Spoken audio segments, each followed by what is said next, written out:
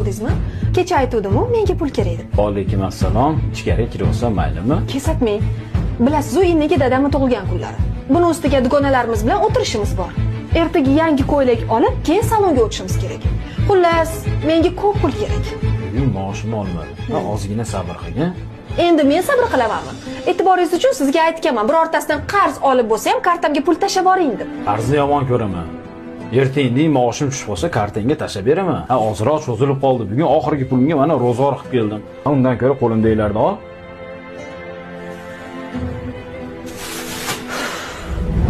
Kelgan piyozlaringizni qarang.